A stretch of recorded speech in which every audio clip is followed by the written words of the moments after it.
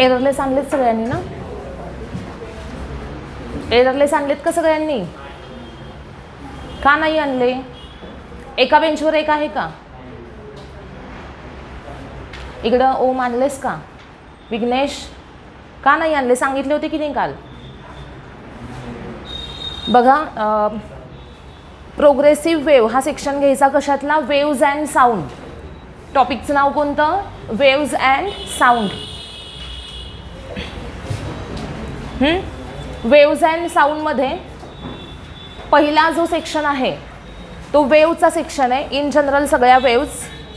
आत्ता मी स्टार्ट कुठून करणार आहे? प्रोग्रेसिव्ह वेव्हपासून. कुठून बघायचे एक्झाम्पल्स? प्रोग्रेसिव्ह वेव्ह हा सेक्शन बघायचा आहे. प्रोग्रेसिव्ह वेव्हमध्ये फर्स्ट एक्झाम्पल बघा. फर्स्ट काय एक्झाम्पल आहे? A progressive wave y equal to आहे का?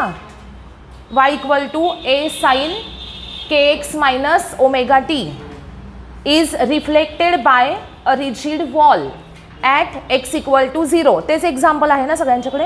हां, at x equal to 0. Then reflected wave can be represented bye.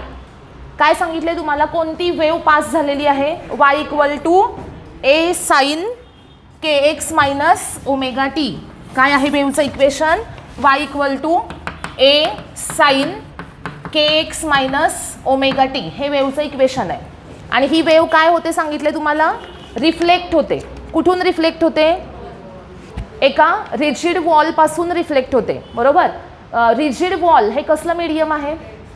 Denser medium. Denser मीडियमपासून reflect झाल्यानंतर काय होतं सांगा मला? वेव्हचं काय होणार आहे? Phase changes by pi radian. पाय रेडियननी फेज काय होणार आहे? चेंज होणार आहे. आणि तुम्हाला हे पण सांगितलेलं होतं मी की इथं मायनस साईन आहे. बरोबर. ही कुठे चालली आहे वेव्ह? पॉझिटिव्ह डायरेक्शनमध्ये. आणि इकडं वॉल आहे. बरोबर. तिथून ती रिफ्लेक्ट झाली, इकडे ट्रॅव्हल होणार. कोणत्या डायरेक्शनमध्ये? निगेटिव्ह एक्स ॲक्सिसवर ट्रॅव्हल होणार. बरोबर. आणि मग इथे जे साईन आहे मायनस, त्याच्या ऐवजी साईन काय येणार? प्लस साईन येणार. आणि फेज डिफरन्स कितीचा असणार? पाय रेडियनचा. म्हणजे हे इक्वेशन कसं येईल बघा? रिफ्लेक्टेड वेव्हचं y dash equal to A sine kx plus omega t plus pi. बरोबर का? kx plus omega t plus pi. कारण फेज डिफरन्स दोन वेव्हजमध्ये कितीचा असणार आहे? पाय रेडियनचा असणार आहे. मग आता साइन पाय प्लस थीटा काय असतं? Sine 180 plus theta minus sine theta. बरोबर का?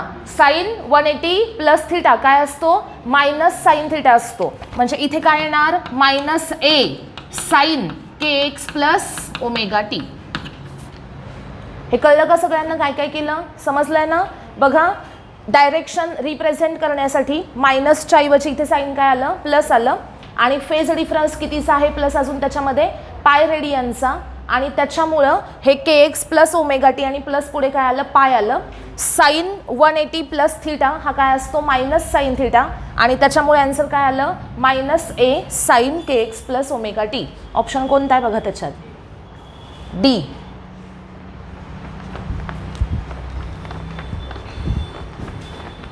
एक्झाम्पल किती आहे हे? First example.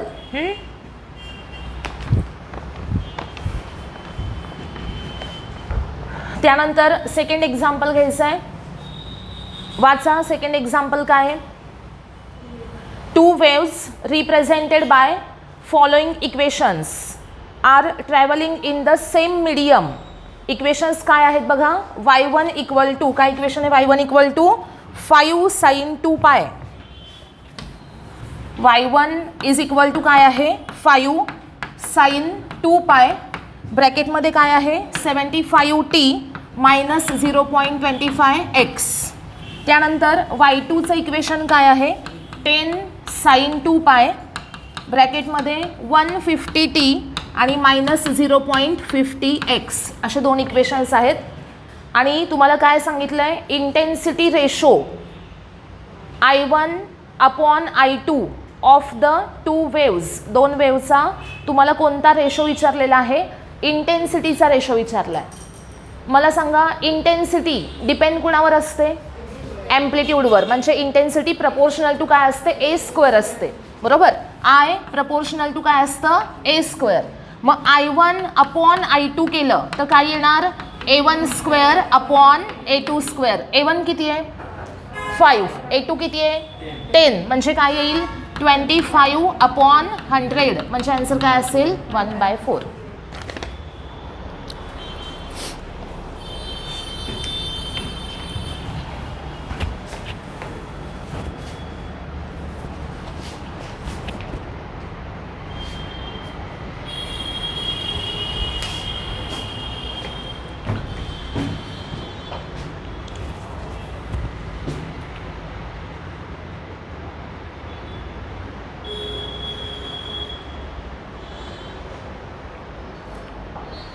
झालंय. थर्ड एक्झाम्पल काय आहे बघा? A sound wave y equal to A0 sine omega t minus KX is reflected from a rigid wall. आता सेम पहिलं जसं एक्झाम्पल होतं की नाही तसं हे एक्झाम्पल आहे. कुठून रिफ्लेक्ट झालेलं आहे? रिजिड वॉलवरून रिफ्लेक्ट झालेली आहे वेव्ह. आणि काय सांगितलं आहे? ॲम्प्लिट्यूड किती होणार आहे आता? 64%. म्हणजे रिफ्लेक्टेड वेव्हचं ॲम्प्लिट्यूड हे इन्सिडंट वेव्हच्या किती पर्सेंट आहे? 64% आहे. मग रिफ्लेक्टेड वेव्हचं ॲम्प्लिट्यूड काय असेल सांगा मला? जर इन्सिडंट वेव्हचं ॲम्प्लिट्यूड त्यांनी A0 सांगितलेलं आहे तर रिफ्लेक्टेड वेव्हचं काय असेल? A0च्या 64% म्हणजेच काय? 64 अपॉन 100 A0 असं त्याचं ॲम्प्लिट्यूड असणार आहे. बरोबर. आणि तुम्हाला काय विचारलं आहे की रिफ्लेक्टेड वेव्ह काय असेल? बघा मगाशी सेम असंच एक्झाम्पल आपण फर्स्ट घेतलं होतं. त्याच्यामध्ये इन्सिडंट वेव्ह काय होती सांगा मला? A sine omega t minus KX होती. आणि reflected wave minus A sine omega t plus KX. बरोबर. अशा प्रकारे ही रिफ्लेक्टेड वेव्ह होती. मग आत्ताचं जे एक्झाम्पल आहे याच्यामध्ये इन्सिडंट वेव्ह तुम्हाला काय सांगितलेली आहे? y इक्वल टू काय? A0 sine omega t minus KX. ही कोणती वेव्ह आहे?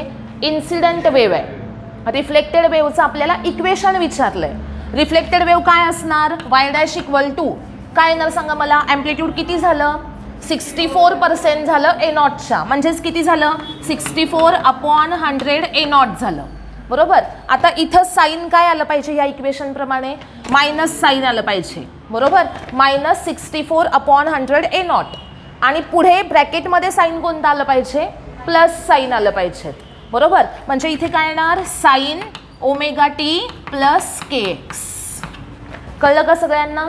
सेम असंच इक्वेशन आपण इथे घेतलं, फक्त त्यांनी ॲम्प्लिट्यूडमधला चेंज सांगितला आहे, तो आहे 64%. आलं लक्षात सगळ्यांच्या?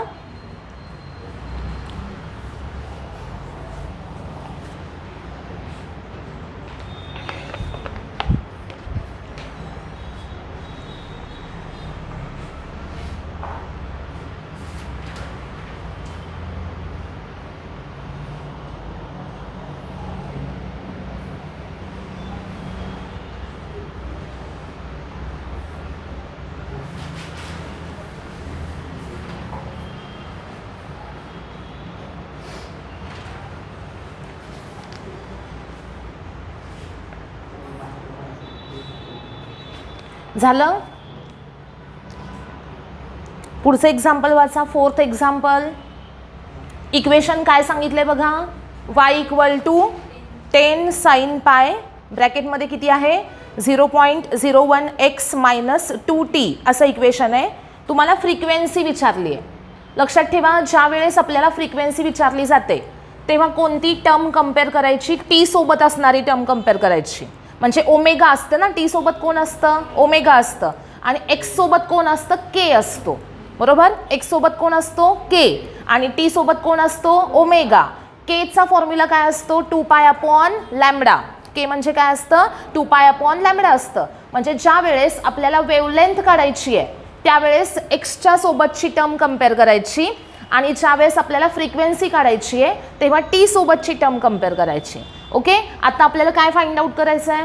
फ्रिक्वेन्सी फाइंड आउट करायची आहे. मग फ्रिक्वेन्सीसाठी कंपॅरिझन कुणाचं करणार? टी सोबत जी व्हॅल्यू आहे तिचं कंपॅरिझन कुणासोबत करायचं? ओमेगा सोबत, बरोबर की नाही? टी सोबत ऑलवेज कोण असतो? ओमेगा असतो ना. मग ओमेगा इक्वल टू इथं किती आहे सांगा मला? टी सोबतची व्हॅल्यू किती आहे? किती आहे? 2 आहे, पण त्या ब्रॅकेटच्या बाहेर साईनच्या पुढे काय आहे? पाय. तो पाय ब्रॅकेटमध्ये आतमध्ये मल्टिप्लाय होणार ना दोन्ही टर्म्सला, बरोबर? म्हणजेच काय? ओमेगा इज इक्वल टू किती येणार? ओमेगा इक्वल टू किती असणार? 2 पाय असणार. पण ओमेगा इज इक्वल टू काय असतं? 2 पाय एन, बरोबर की नाही? मग 2 पाय एन इक्वल टू किती आला? 2 पाय आला. मग एनची व्हॅल्यू किती आली? 1. समजलं कसं करायचं आहे? लिहा. ओमेगा इज इक्वल टू काय असणार आहे? 2 पाय.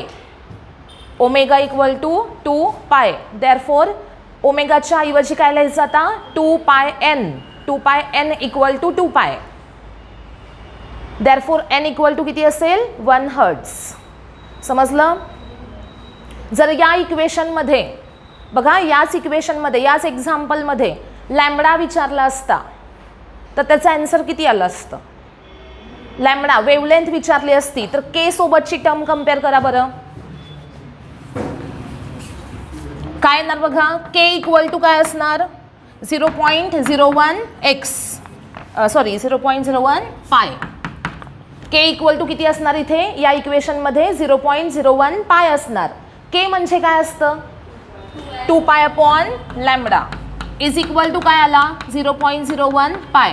Lambda is equal to 2 upon 0.01 म्हणजेच किती आलं? 200, बरोबर का? समजलं ना? म्हणजे जर याच एक्झाम्पलमध्ये लॅम्बडा विचारला असता तर त्याचं आन्सर किती आलं असतं? 200. आता तुम्हाला इथं एक्स आणि वाय कशामध्ये सांगितलेत?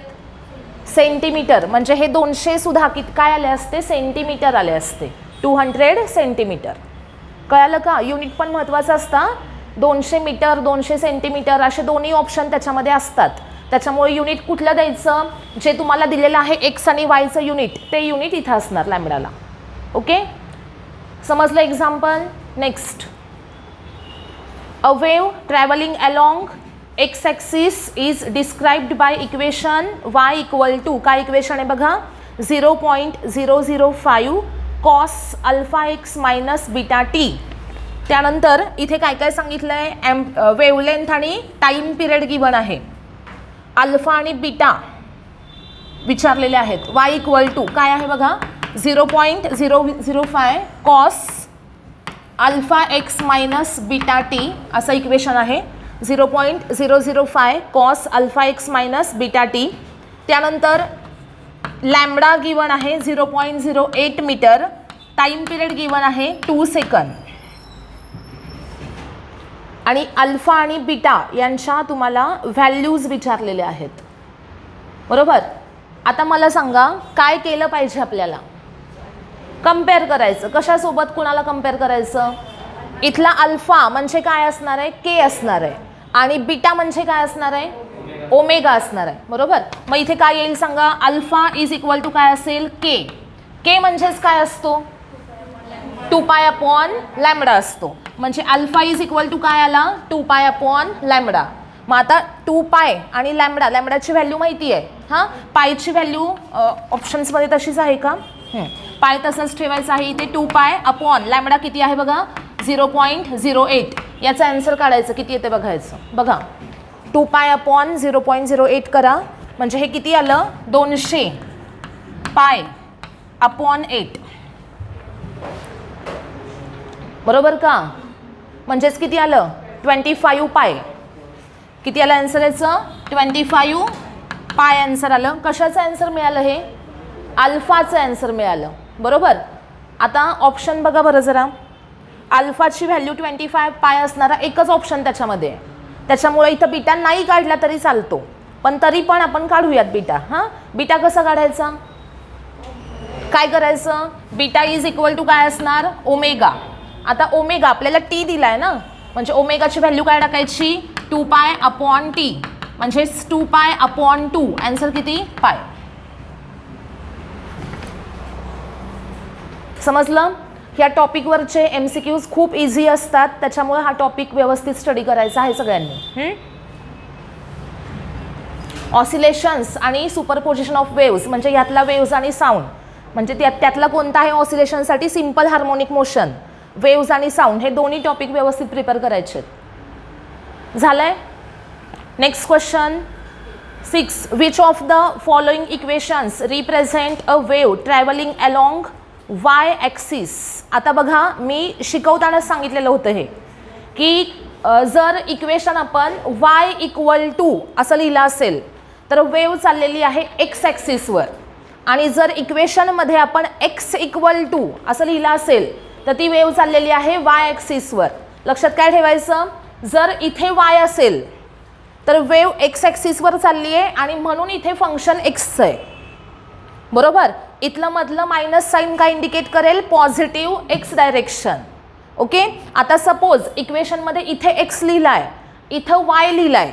हां, इथलं साईन मायनस आहे तर पॉझिटिव्ह वाय डायरेक्शन, इथलं साईन प्लस आहे तर काय येणार, निगेटिव्ह वाय डायरेक्शन.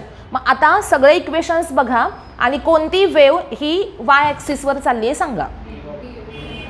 कोणती वेव्ह चालली असेल, बी ऑप्शन. काय ऑप्शन आहे बघा, x equal to a sine k y minus omega t. लक्षात आलं का सगळ्यांचा चेंज काय झाला, एक्सच्या जागी वाय गेला, वायच्या जागी एक्स आला. ओके, समजलं सगळ्यांना. म्हणजे ही वेव्ह कोणत्या ॲक्सिसवर चालली आहे, वाय ॲक्सिसवर, पण कोणत्या, पॉझिटिव्ह वाय ॲक्सिसवर. जर इथे तसं स्पेसिफाय केलं असतं पॉझिटिव्ह निगेटिव्ह ऑप्शन आणखीन वेगळा असता तर काय लक्षात ठेवायचं, मधलं साईन त्याच्या उलटी डायरेक्शन असणार. म्हणजे निगेटिव्ह साईन आहे तर पॉझिटिव्ह डायरेक्शन, पॉझिटिव्ह साईन असेल तर निगेटिव्ह डायरेक्शन. ओके, समजलंय सगळ्यांना. Next 7th example. 7th example जरा साईडला ठेवा, उद्या घेऊया आपण ते एकदम जरा किचकट एक्झाम्पल आहे.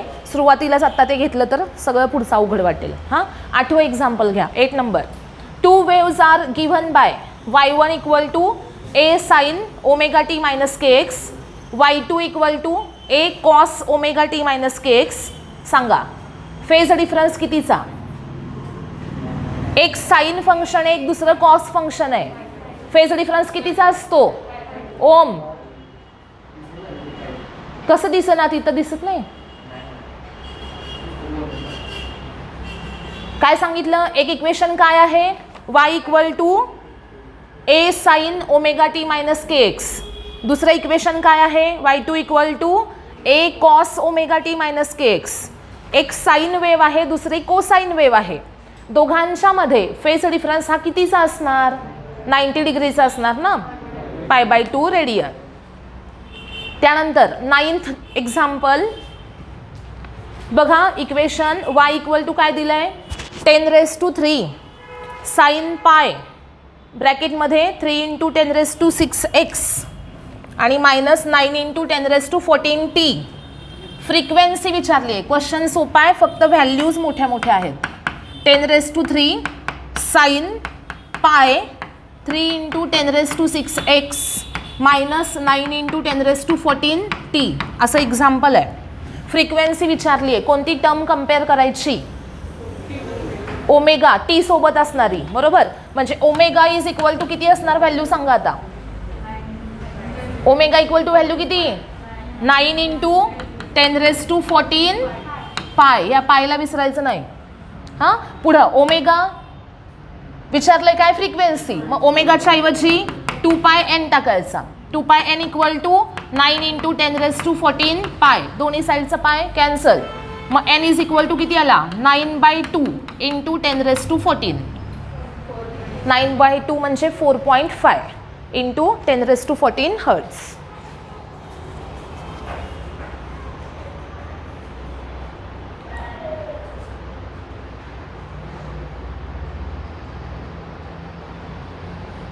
ओम. पुस्तक जड वाटत असेल तर हे बघा, हे असं आणायचं. झेरॉक्स काढला ना की हे कुठं पण बसतं बॅगमध्ये. वेगळं आहे म्हणजे कसं काय, बरं विघ्नेश तुझ्याकडे असेल ना, तू घेऊन ये मग उद्या.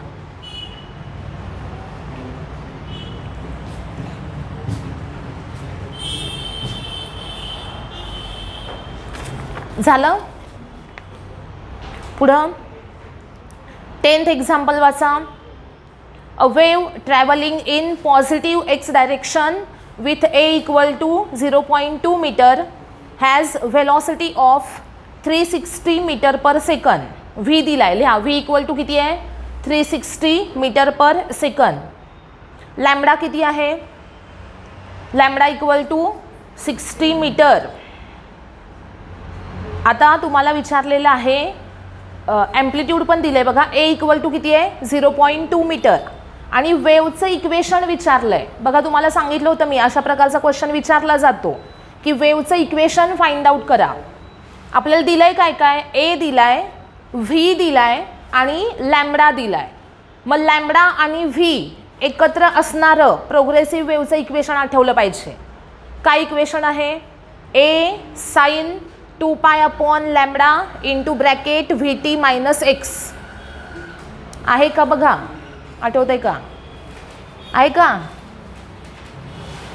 प्रोग्रेसिव्ह वेवसाठी मी तुम्हाला एक इक्वेशन्स दिले होते, 5-6 इक्वेशन्स, एकावरून दुसरं असे काढले होते, आठवत आहे. त्यात आहे का बघ गौरव, काय इक्वेशन आहे, इक्वेशन काय आहे, व्ही आणि लॅम्बडा असणारं ए साइन 2 पाय अपॉन लॅम्बडा ब्रॅकेटमध्ये व्ही टी मायनस एक्स. आहे ना इक्वेशन. बघा मी त्यावेळेस सांगितलं होतं की हे टेक्स्टबुकमध्ये नाही पण आपण डिराईव्ह केलेले आहेत, व्यवस्थित लक्षात ठेवा. कुणाच्याही लक्षात नाही, नोटबुकमध्ये सगळ्यांच्या आहे. नोटबुकमध्ये आपल्याला बघायला भेटणार आहे का एक्झामला, नाही. कुठं असायला पाहिजे, डोक्यात असायला पाहिजे. हां घ्या इक्वेशन काय, ए साइन 2 पाय अपॉन लॅम्बडा.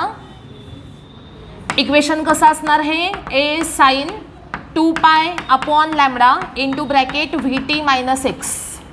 असं इक्वेशन आपल्याला तयार करायचं आहे.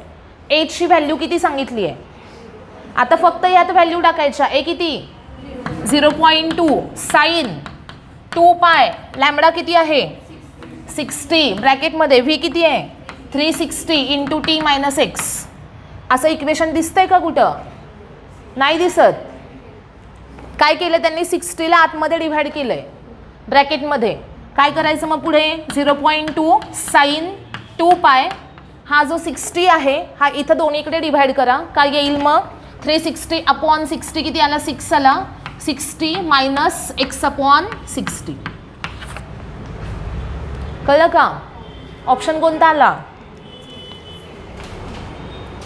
सी. आता असा ऑप्शन प्लसवाला पण आहे. ए ऑप्शन बघा सेम आहे, फक्त मधलं साइन प्लस आहे, बरोबर. मग ते प्लस घ्यायचं का मायनस घ्यायचं, कशावर ठरवायचं, डायरेक्शन वर दिली आहे. पहिलं वाक्य वाचा, wave travelling in positive x direction. Positive x म्हणजे मधलं साइन, हे आठवलं पाहिजे. ओके, कारण प्लस आणि मायनस दोन्ही ऑप्शन आहेत त्याच्यामध्ये. हां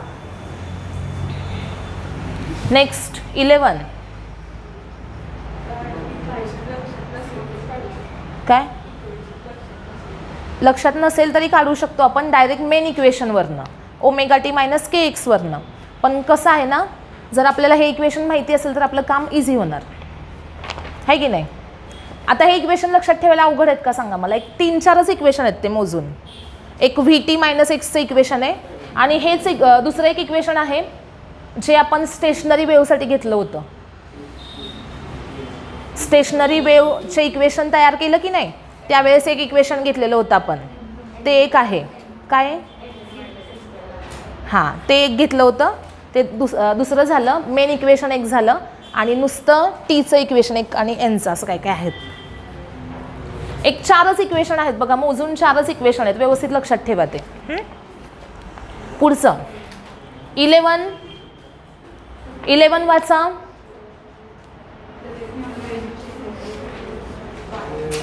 wave is reflected from rigid support, change in phase.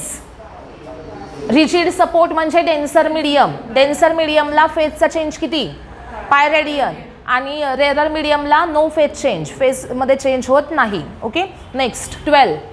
If the wave equation y equal to, equation दिलेलं आहे 0.08 साइन, काय इक्वेशन आहे बघा, y equal to 0.08 sine 2 pi upon lambda 200t minus x असं इक्वेशन आहे.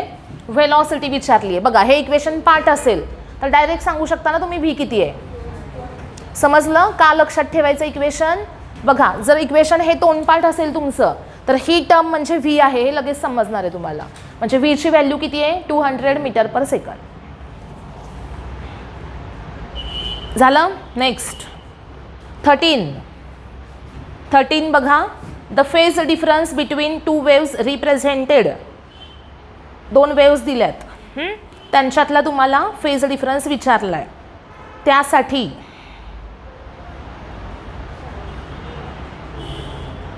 पहिल्याची इनिशियल फेज किती सांगा. पहिलं इक्वेशन वाचा. काय इक्वेशन आहे 10⁻⁻6 आहे ना. तेच आहे ना example. y1 is equal to काय 10⁻⁶ sign 100t plus x/50 plus 0.5 असं इक्वेशन आहे. आणि y2 इक्वल टू काय 10⁻⁻6 कॉस 100t प्लस x/50 असं इक्वेशन आहे. हे सेकंड इक्वेशन. मला सांगा आपल्याला काय विचारलं आहे दोघांच्यातला फेज डिफरन्स विचारला आहे. फेज डिफरन्स विचारला असेल तर त्यासाठी याची फेज पहिल्यांदा माहीत पाहिजे तुम्हाला. हां जर मी याला साईनमध्ये कन्वर्ट केलं. आता हे साईन आहे ना मग ह्याला पण आपण साईनमध्ये कन्वर्ट करूया. काय येईल सांगा 10⁻⁶ sign 100t plus x/50 plus काय असणार π/2. बरोबर का. आता याची फेज किती आहे इनिशियल फेज π/2. याची इनिशियल फेज किती आहे दिलाय पुढे 0.5. याची इनिशियल फेज आहे π/2. याची इनिशियल फेज आहे 0.5. दोघांच्यातला फेज डिफरन्स घ्यायचा आहे म्हणजे π/2 मायनस काय करायचं 0.5. आणि इथं पायची व्हॅल्यू टाकायची किती टाकायची 3.14. कळलं का काय करायचं आहे.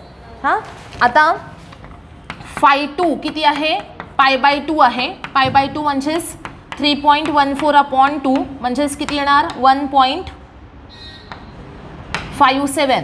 बरोबर का. φ1 किती आहे 0.5 आहे. Delta phi equal to φ2 minus φ1 1.57 minus 0.5. किती येणार आन्सर बघा 1.07.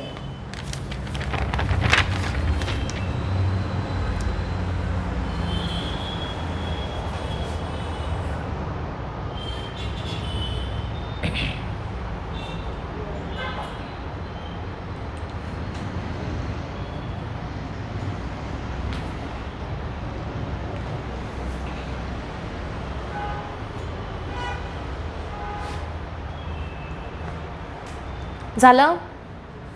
काय आन्सर 1.07. नेक्स्ट 14 नंबर वाचा.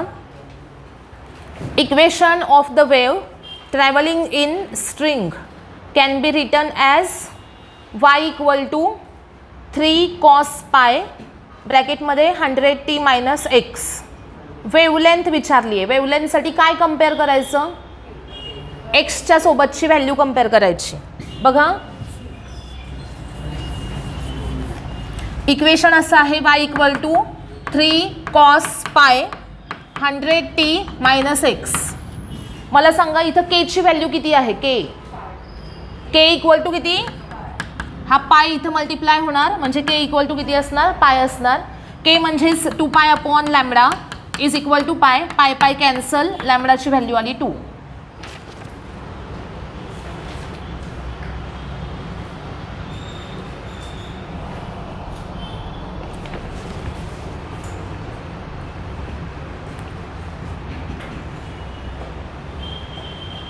झालं. पुढचं एक्झाम्पल वाचा. A transverse wave is describe by equation y equal to काय आहे y0 sine 2π ft minus x/λ. The maximum particle velocity is 4 times the wave velocity. आता इथं तुम्हाला मी ऑसिलेशन टॉपिकमध्ये पार्टिकल व्हेलॉसिटी आणि वेव्ह व्हेलॉसिटी हे सांगितलेलं आहे. पार्टिकल व्हेलॉसिटी जी आहे ती आपण कशी काढतो डेरिव्हेटिव्ह घेत जातो. बरोबर का. एक्सचं डेरिव्हेटिव्ह घेतं मग आपल्याला काय मिळते, पार्टिकल व्हेलॉसिटी मिळते व्हीचं इक्वेशन. मग व्ही मॅक्स ही व्हॅल्यू किती असते, प्लस मायनस ए ओमेगा. बरोबर आहे की नाही. व्ही मॅक्सची व्हॅल्यू किती असते, प्लस मायनस ए ओमेगा. मॅग्निट्यूड फक्त घेतलं तर ती काय येणार, ए ओमेगा येणार. आणि ती व्हेलॉसिटी म्हणजेच मॅक्झिमम पार्टिकल व्हेलॉसिटी आहे. म्हणजेच मॅक्झिमम पार्टिकल व्हेलॉसिटी आहे ए ओमेगा. आणि तुम्हाला दुसरी कोणती सांगितली आहे, वेव्ह व्हेलॉसिटी. वेव्ह व्हेलॉसिटी म्हणजे v equal to n lambda. बरोबर, v equal to n lambda ही कुणाची व्हेलॉसिटी, वेव्हची व्हेलॉसिटी. मला सांगा आता रिलेशन त्यांनी काय सांगितलेलं आहे, maximum particle velocity is 4 times the wave velocity. बरोबर, इक्वेशन काय लिहायचं आहे मग आपल्याला सांगा बरं. मॅक्झिमम पार्टिकल व्हेलॉसिटी काय असणार, A omega is equal to 4 times wave velocity म्हणजे एन लॅम्बडा. बरोबर की नाही. आता वेव्ह व्हेलॉसिटी कशी काढायची हे तुम्हाला मी सांगितलेलं होतं. कशी काढायची सांगा मला. ओमेगा माहिती आहे तुम्हाला आणि के माहिती आहे, तर वेव्ह व्हेलॉसिटी कशी काढायची. अरे ओमेगा माहिती आहे, के माहिती आहे. हां, ओमेगा आणि केचा यूज करून तुम्हाला व्ही काढायचं आहे, तर कसं काढायचं. अरे देवा, कसं व्हायचं रे. इकडे बघा, हे असं केल्यावर काय येईल सांगा मला. ओमेगाची व्हॅल्यू काय, 2 पाय एन. केची व्हॅल्यू काय, 2 पाय अपॉन लॅम्बडा. बघा 2 पाय N upon 2 pi upon lambda. 2 पाय कॅन्सल झाला, एन वर राहिला, हा 1 अपॉन लॅम्बडा वर गेला की मल्टिप्लाय झाला, म्हणजे एन लॅम्बडा मिळालं. म्हणजे ही काय झाली, व्हेलॉसिटी झाली. व्हेलॉसिटी कशी काढणार तुम्ही, ओमेगा अपॉन के करणार. कळालं. म्हणजे इक्वेशनवरून लॅम्बडा आणि एन सेपरेट काढत बसायचं का, नाही काढायचं. डायरेक्ट काय करायचं, ओमेगा अपॉन के करायचं. म्हणजे काय मिळते आपल्याला, कसली व्हेलॉसिटी मिळणार आहे ही, कसली व्हेलॉसिटी, वेव्ह व्हेलॉसिटी.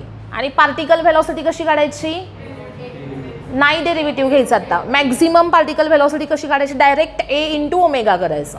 समजलं काय काय करायचं आहे.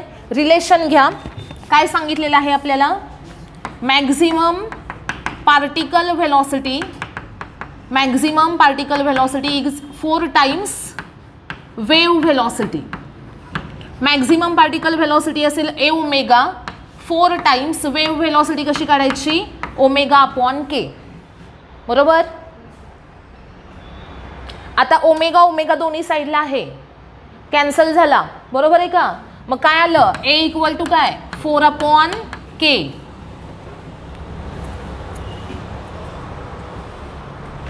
ए इक्वल टू काय आला, 4 अपॉन के. आता इक्वेशनमध्ये, इक्वेशन बघा दिलेलं इक्वेशन, वाय इक्वल टू काय आहे equation, Y naught sine 2 pi f t minus x by lambda असं इक्वेशन आहे.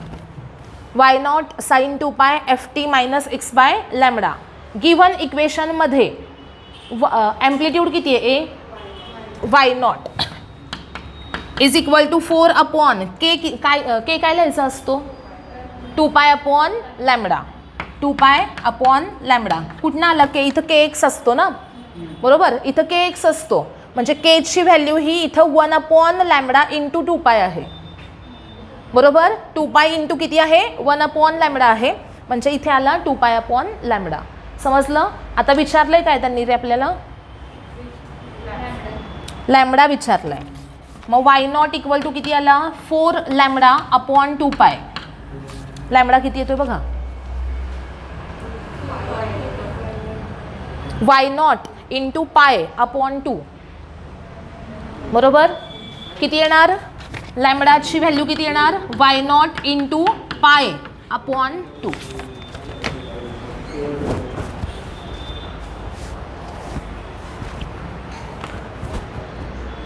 ऑप्शन कोणता आला, बी.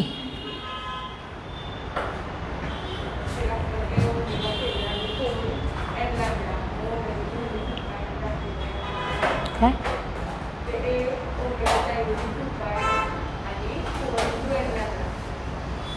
4 इंटू, हां एन एन कॅन्सल होणार, तसं पण येते.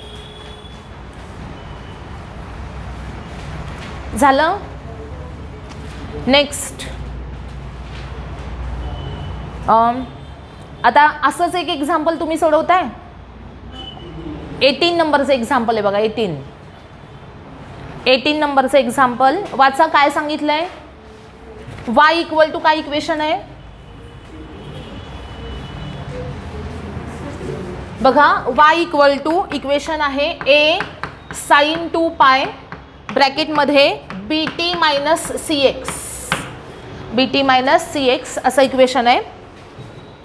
आणि रिलेशन सांगितलं आहे maximum particle velocity is twice the wave velocity. सोडवा. काय सांगितलं आहे? Maximum particle velocity is twice the wave velocity.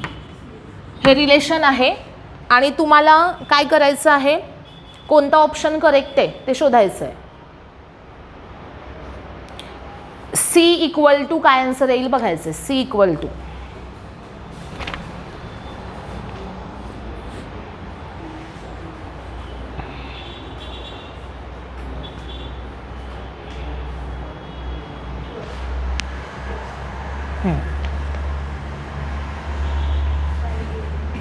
काय answer? C equal to Shraddha answer काय? C equal to pi a 1/π ए.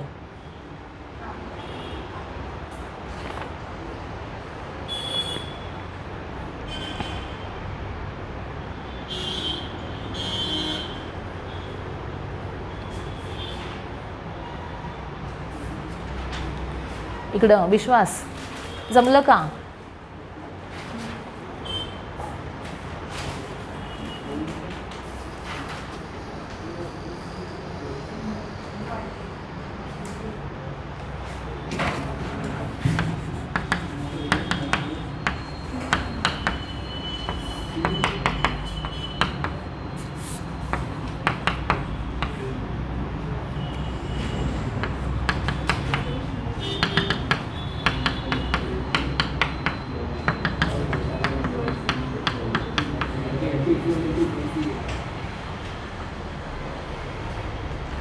झालं का?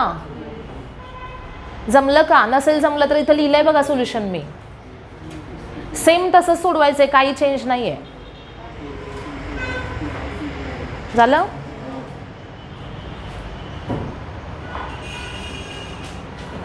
इकडे मागे लिहून झालंय सगळ्यांचं. पुढचा 19 नंबरचं एक्झाम्पल घ्या. 19 काय इक्वेशन आहे बघा. y इक्वल टू 5 साइन ब्रॅकेटमध्ये काय आहे 30πt minus π/7x plus 30 degree. y कशामध्ये आहे? mm मध्ये. x कशामध्ये आहे? मीटरमध्ये.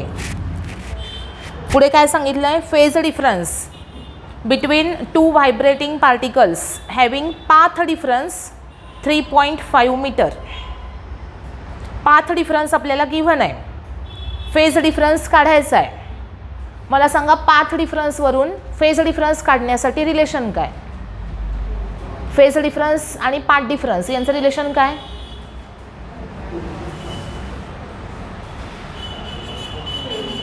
Phase difference equal to 2π/λ into path difference. माहिती आहे ना रिलेशन?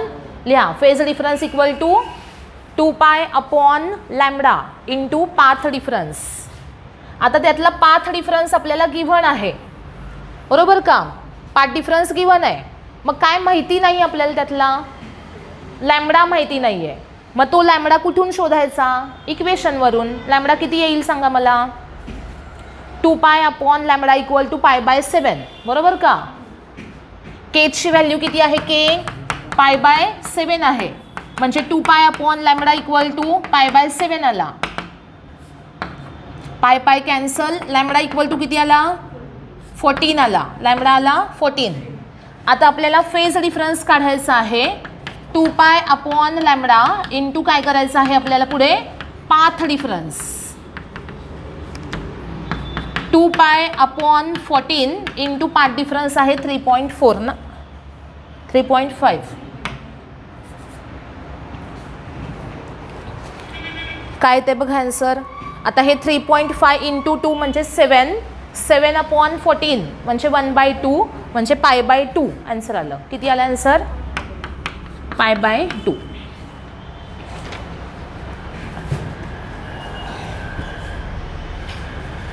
झालं?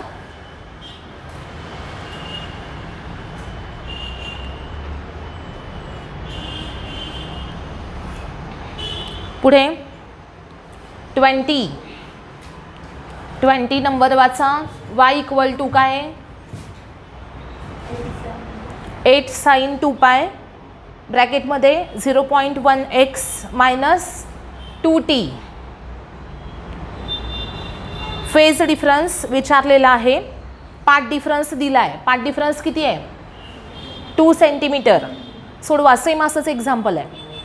करा सॉल्व. पाथ डिफरन्स लिहा 2 सेंटीमीटर.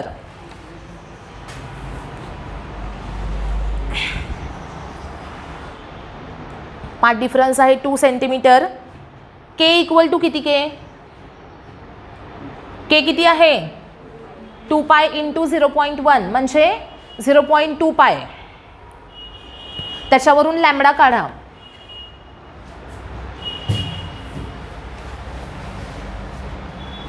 के इक्वल टू 0.2π आहे म्हणजेच 2π/λ इज इक्वल टू 0.2π आहे.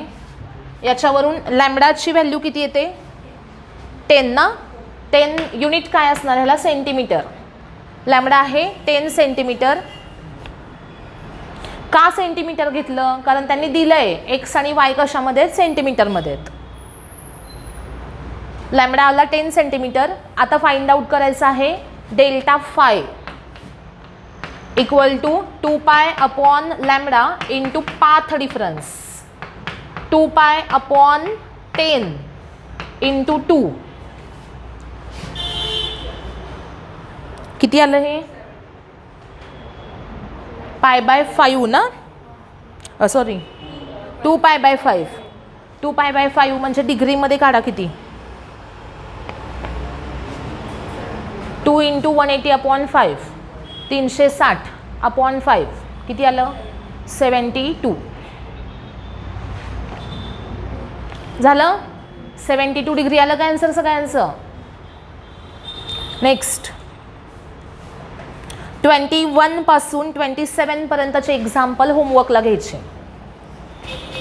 27 पुढं अजून घ्या. 30 पर्यंत घ्या. 30 पर्यंत होमवर्क. 21 to 30 एक्झाम्पल होमवर्कला असतील. पुढचं 31.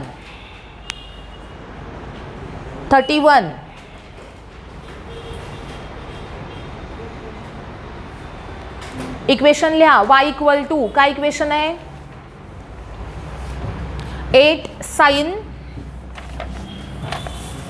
y इक्वल टू 8 sin ब्रॅकेटमध्ये पाय t/10 मायनस x/4 आणि प्लस π/3. वेवलेंथ विचारली आहे. वेवलेंथ काय करायचं? वेवलेंथसाठी कोणती टर्म कम्पेअर करायची? केची. के इक्वल टू किती? π/4. के इक्वल टू किती? π/4. के म्हणजेच काय? 2π/λ इक्वल टू π/4. लॅम्बडा किती आला? 8. झालं?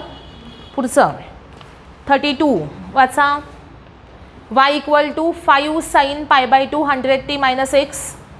टाईम पिरियड विचारलाय. पिरियड कुठली टर्म कम्पेअर करायची टाईम पिरियडसाठी? ओमेगा टी सोबतची घ्या. y equal to 5 sin π/2 100t minus x असं इक्वेशन आहे. ओमेगा इज इक्वल टू किती आहे? 50π म्हणजे 2π/t इज इक्वल टू 50π. पाय कॅन्सल. t इक्वल टू किती आला? 2/50 म्हणजे 0.04.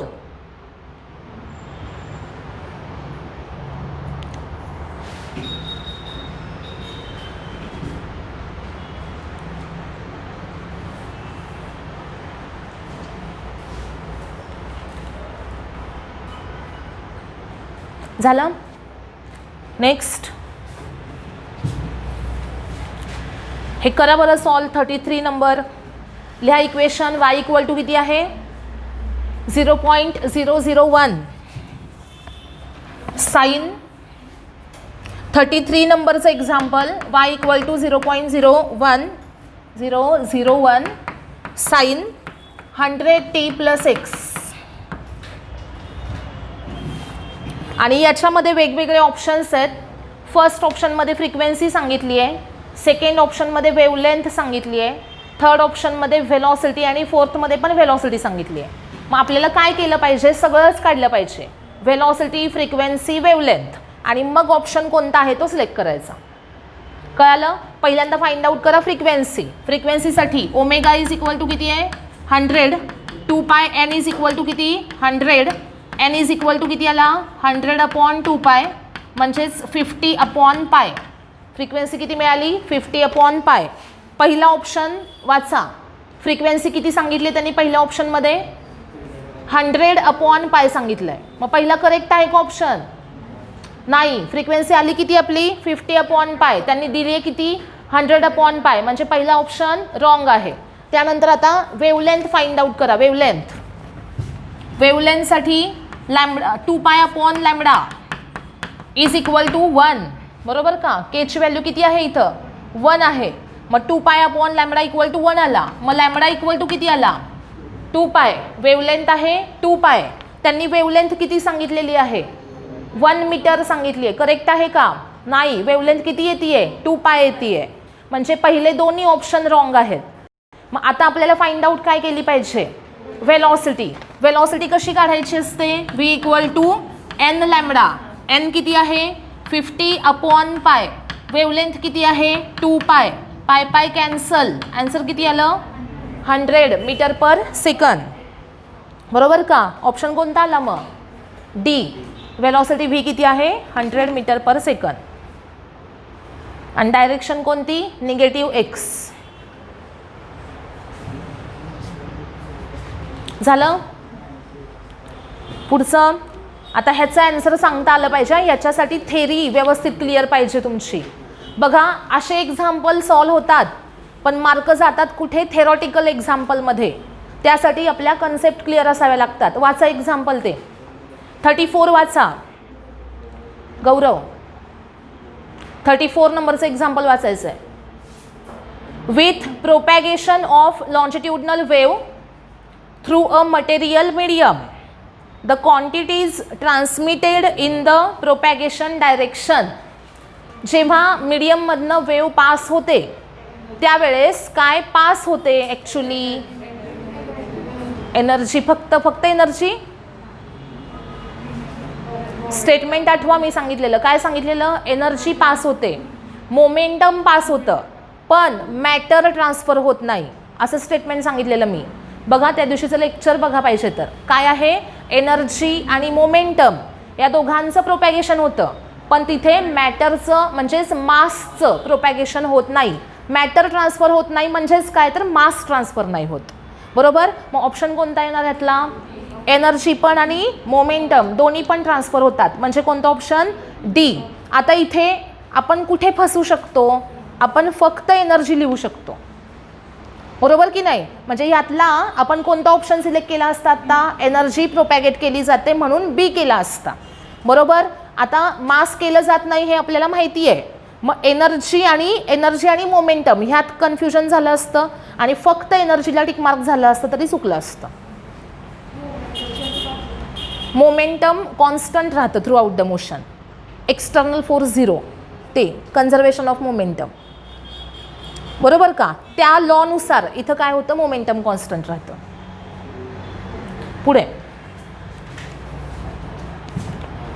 पुढे बघा नेक्स्ट 35. ह्याचं सांगायचं आन्सर काय येईल. Particle on trough of wave at any instant will come to the mean position after time.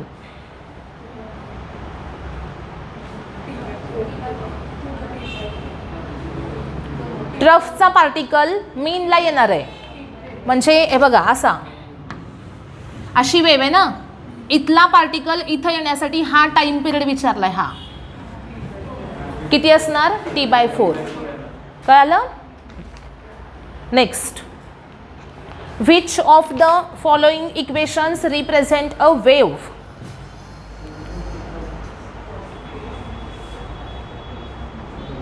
पहिला येईल का रे? अति घाई करायची नाही. हां, तिथं दिसतंय Aωt - kx, पण त्यात साईन नाही आहे ना. साईन कॉस काय आहे का? नाही, पहिला येणार नाही. कुठला येणार? डी येणार, डी लास्ट. बरोबर का?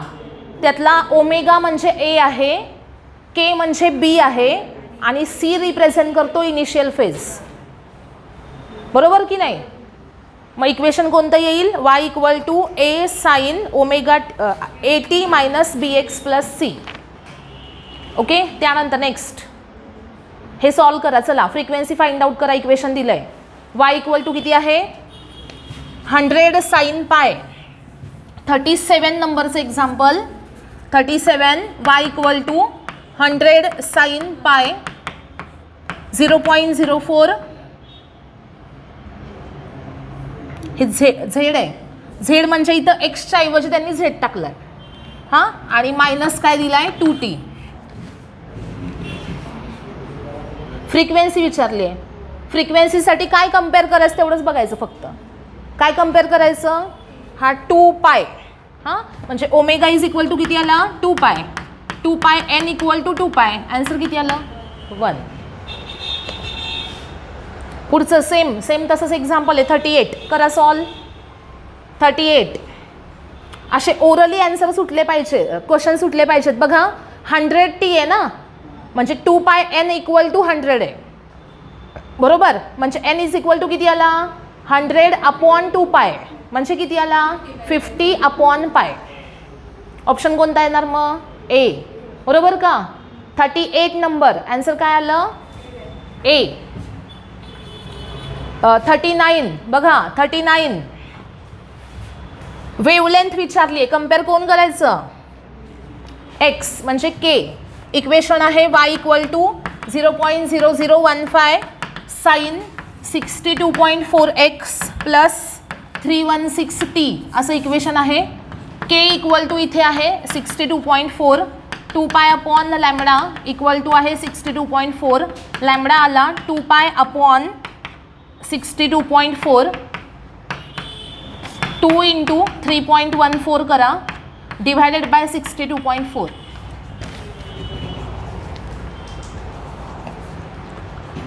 वर किती येणार? 6.28.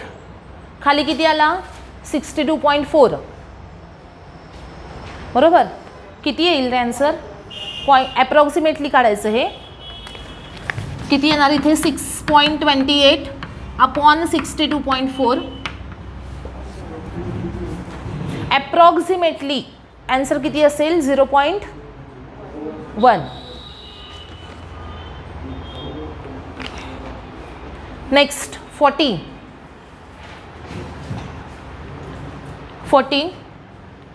Equation of progressive wave is y = a sin pi t/2 - x/4. Distance through which wave moves in 8 second. आता इथं डिस्टन्स विचारले बरं का. डिस्टन्स कसं काढायचं? टाईम दिलाय, एवढ्या टाईममध्ये किती डिस्टन्स ट्रॅव्हल केलं जाईल. डिस्टन्स = कसं काढणार आपण? व्हेलॉसिटी इंटू टाईम म्हणजे स्पीड इंटू टाईम करायचं. त्यातला टाईम दिलाय, मग आपल्याला फाइंड आउट काय करायचं पाहिजे? व्हेलॉसिटी. मग गिव्हन इक्वेशनवरनं पहिल्यांदा व्हेलॉसिटी काढायची आणि त्याला टाईमनं मल्टिप्लाय करायचं. व्हेलॉसिटी कशी काढायची? शॉर्टमध्ये मगाशी मी सांगितलं, ω/, काय करायचं? के. बरोबर आहे का? व्ही कसा काढायचा? ω/k करायचं. करा find out. Given equation y = a sin पाय ब्रॅकेटमध्ये t/2 - x/4. याच्यामध्ये v काढायचा पहिल्यांदा, ω/k करायचं. ओमेगा किती आहे? π/2. के किती आहे? π/4. आन्सर किती आलं? 4/2 म्हणजेच 2. वेलॉसिटी आली 2. त्यानंतर डिस्टन्स vt 2 × टाईम किती आहे 8. आन्सर किती आलं 16. मीटर सेंटीमीटर काय दिलंय त्यांनी ब्रॅकेटमध्ये मीटर. झालं. किती एक्झाम्पल झाले बघा आज. बरेच झाले. मधले फक्त मी 21 to 30 सोडून दिले ना, म्हणजे 10 एक्झाम्पल स्किप झालेत. आणि आत्ता चाललंय कितवं 40 बरोबर. म्हणजे 10 सोडा 30 एक्झाम्पल झाले. किती एका तासात. म्हणजे राहिलेला सगळा सेक्शन हा कंप्लीट करू शकता तुम्ही. बरोबर आहे का. किती राहिले एक्झाम्पल 41 पासून 49 पर्यंत राहिले. म्हणजे हे 10 हां आणि आधीचे 10 20 एक्झाम्पल 20 सोडवू शकता ना घरी. हां घरी आज सोडवायचे आणि हा सेक्शन कंप्लीट करायचा आहे. कोणता सेक्शन होता हा progressive wave. Progressive wave section आजच्या आज 20 एक्झाम्पल कंप्लीट झालेच पाहिजेत. उद्याच्याला पेंडिंग ठेवायचं नाही. उद्या सेक्शन असेल पुढचा कोणता interference and superposition of waves. हा सेक्शन उद्या होईल. त्यानंतर तो झाल्यानंतर पुढचा सेक्शन आहे बीट्स. बीट्स अजून मी शिकवलं नाही आहे, पण बीट्सच्या पुढचा सेक्शन आहे ऑर्गन पाईप आणि स्ट्रिंग. बघा ते बीट्सच्या पुढचा सेक्शन कोणता आहे व्हायब्रेशन्स ऑफ स्ट्रिंग आहे. हां मग व्हायब्रेशन्स ऑफ स्ट्रिंग आपण घेतलेला आहे ते घ्यायचेत. आणि त्यानंतर ऑर्गन पाईपचं एक सेक्शन आहे. ऑर्गन पाईपमध्ये क्लोज आणि ओपन असे दोन्ही येतात त्याच्यामध्ये. ऑर्गन पाईपमध्ये सेपरेशन नाही केलं त्यांनी, एकाच ह्याच्यामध्ये दोन्ही इन्क्लूड आहेत क्लोज आणि ओपन. मग आपल्याला घ्यायचं आहे काय काय कोणते कोणते सेक्शन घ्यायचे आहेत. इंटरफेरन्सचा घ्यायचा आहे, त्यानंतर स्ट्रिंग व्हायब्रेशन ऑफ स्ट्रिंग घ्यायचा आणि त्यानंतर ऑर्गन पाईप घ्यायचा आहे. हे 3 सेक्शन संपले की मग परत थेरी चालू होईल. आलं लक्षात सगळ्यांच्या. म्हणजे आत्ता शिकवलेल्या थेरीवर जे डिपेंड आहेत ते सेक्शन आत्ता होतील. आलं सगळ्यांच्या लक्षात. बीट्समधला स्किप होईल आत्ता, कारण बीट्स अजून शिकवला नाही, बीट्स नंतर शिकवणार आहे. आज काय करायचं आहे ह्यातले प्रोग्रेसिव्ह वेव्हमधले रिमेनिंग सगळे क्वेश्चन सॉल्व करायचे आहेत.